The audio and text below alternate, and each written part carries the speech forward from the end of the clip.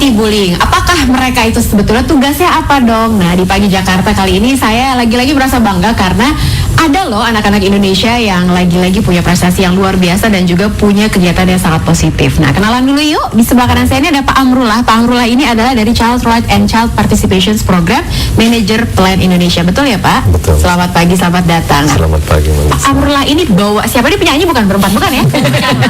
Ini mereka adalah duta anti bullying. Coba dikenalkan dulu dari sebelahnya Pak Amrullah, siapa namanya dan dari sekolah mana? Ya. Saya Asri Pratiwi Wulandari dari NK 36 Jakarta Utara. Oke, Asri. Selanjutnya Saya Vega Ultanamanda dari SMA Negeri 77 Jakarta Pusat.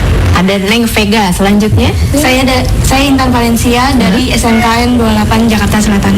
nah, yang paling ujung. Saya Pika Julianti dari SMA Negeri 95 Jakarta. Oke, jadi mereka berempat ini adalah duta anti bullying. Jadi ini ada kegiatan sebetulnya programnya namanya Learn Without Fear. Ya. Apa sih Pak Amrullah ini ngomong-ngomong? Learn Without Fear itu kebetulan di Plan International itu ada global campaign, kampanye global. Oke. Di antara kampanye global itu ada 3 hal yang diangkat isunya yang menjadi ada fenomenanya di seluruh dunia. Yaitu Yang pertama itu tentang anti bullying. Jadi ada gejala bullying di sesama anak-anak. betul. Terus yang kedua ada corporal punishment, ada hukuman fisik yang masih dihadapi anak-anak di seluruh dunia. Dan itu udah berlangsung lama sekali. Lama Pak. sekali, itu kejahat apa? Istilah orang kekerasan yang sudah turun-temurun. Betul. Dan yang ketiga itu ada masalah sexual harassment atau kekerasan seksual terhadap anak-anak. Oke. Nah, 3 hal ini ingin kita Indonesia menyumbang karena populasi anak Indonesia cukup besar. Menurut data tahun 2006 sekitar 80 juta anak yang berusia di bawah 19 tahun. Nah, tentu usia itu ada sebagian anak-anak yang punya kesempatan bersekolah. Nah, dalam program ini kita ingin mencoba memberi sumbangan kepada dunia bahwa anak Indonesia juga mampu mencegah. Tidak hanya menunggu itu terjadi, tapi anak-anak mampu mencegah dengan cara anak-anak sendiri. Oh, jadi ini penggagasnya memang dari Plan Indonesia sendiri gitu ya Pak? Program Dari Plan Internasional. dari Plan Internasional. Ya. Oh, oke. Nah, terus gimana ceritanya nih? Ini mbak-mbak yang ini bisa terpilih gimana? Mungkin dari Pika dulu deh yang paling ujung.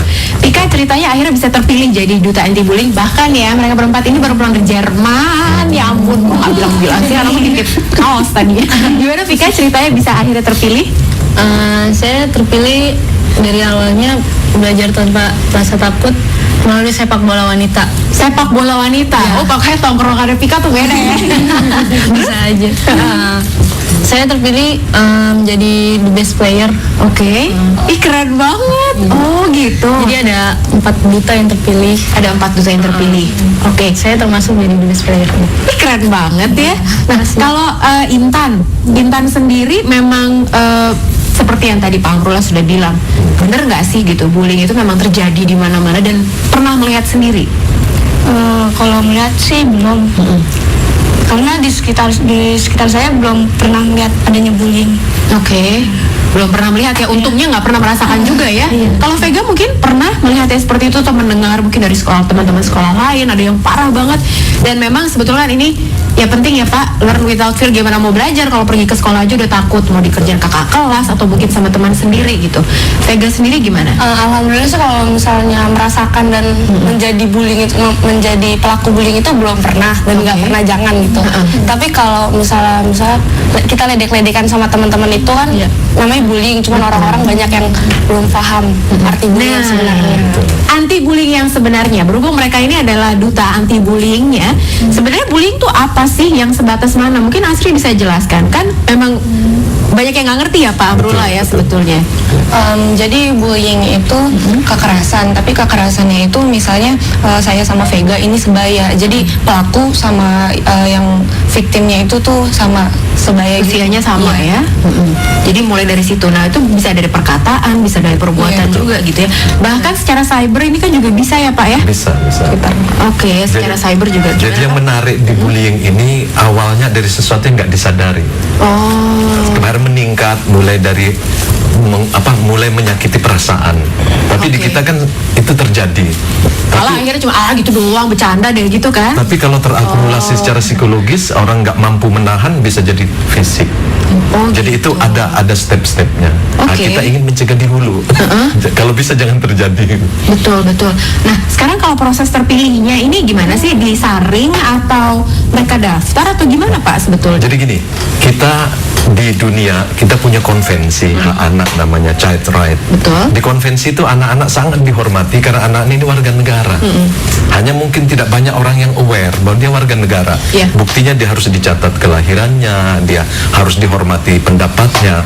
Memang anak-anak ini tidak bisa dipaksa seperti orang dewasa.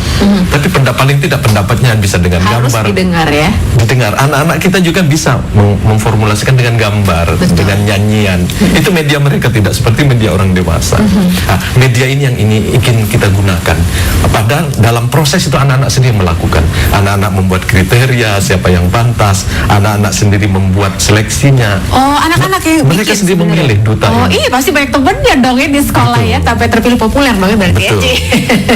Oke, nah berarti dari nominasi yang menominasikan juga anak-anak juga. Nah, Ya. ini memang di setiap sekolah ada atau gimana? Nanti kita akan tanya lagi ke Pak Amrullah. Betul. Dan kita akan tanya tentunya kepada teman-teman dari Duta Anti Bullying ini pengalamannya di Jerman ngapain aja. Betul. Tetap di Pagi Jakarta, kami akan segera kembali.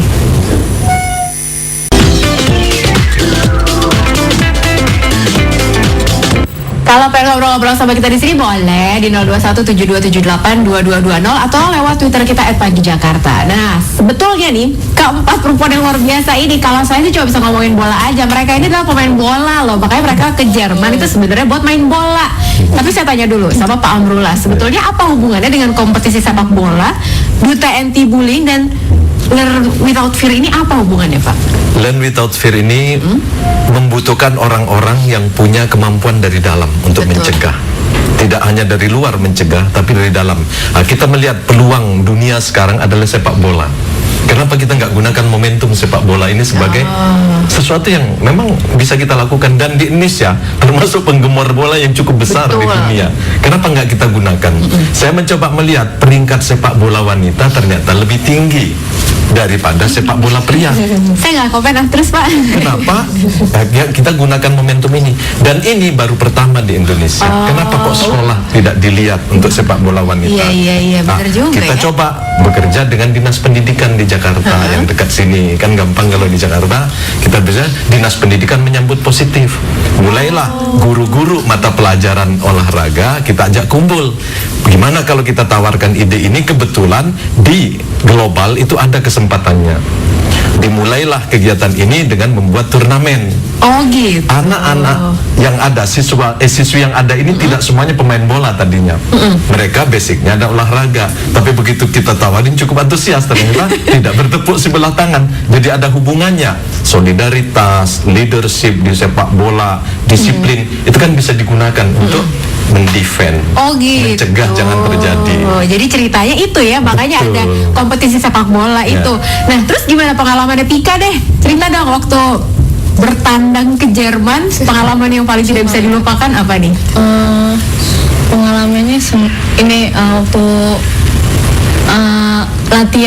latihan sama turnamen itu bareng sama klub-klub di Jerman itu hujan-hujanan. Oh ya? Saya Udah cewek-cewek, biasanya juga nggak ada yang main bola. Ini main bola hujan-hujanan lagi iya, gitu ya? pengalamannya tuh kalau di Indonesia kena gerimis aja pusing, tapi di sana enggak. Pengalamannya kayak gitu. So banget dengan hujan-hujanan harus ke Jerman ya. Jadi itu pengalaman yang paling membahagiakan bisa nggak main. Nah ini kita sambil lihat, ini waktu di Jerman sana ya? Iya. Oh, nah itu Pika lagi bawa apa sih Pika? Pika ini dapat penghargaan ya, yang piagam yang Pika bawa sekarang ini apa? Ini juara waktu turnamen lawan klub-klub di Jerman. Gile, keren banget ya. Iya. Oke. Posisinya apa sih Pika? Striker. Striker, oh pantesan. Ya. Kalau Intan gimana waktu main di Jerman nih? Serunya kayak apa sih? Kebayang nggak? Pasti nggak pernah kebayang kan ternyata bisa ke Jerman gitu ya? Iya, nggak pernah kebayang sama sekali. Terus gimana perasaannya? Senang, udah gitu kan kita di ini internasional, ketemu negara-negara lain.